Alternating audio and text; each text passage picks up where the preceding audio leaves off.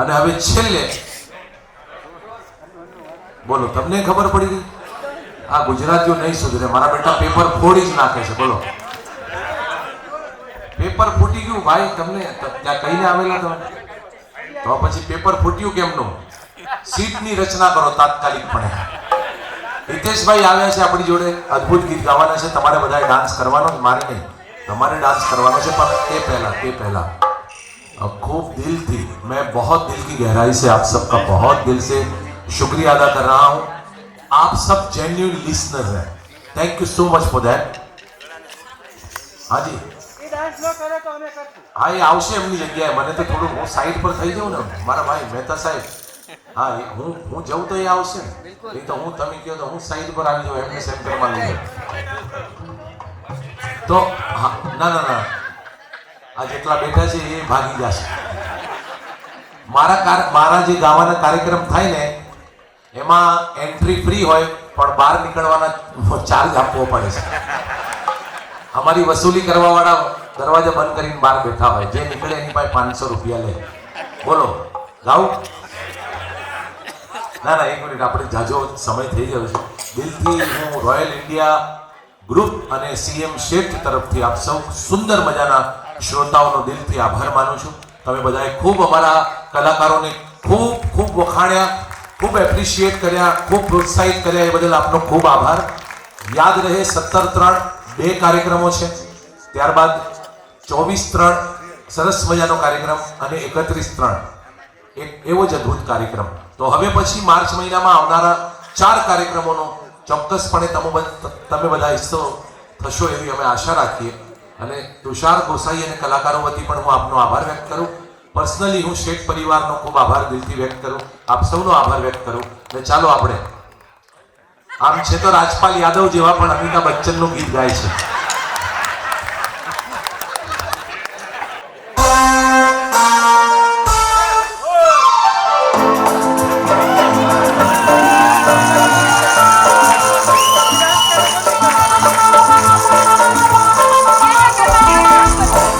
दीवानो मुझे पहचानो, कहाँ से आया मैं हूँ कौन.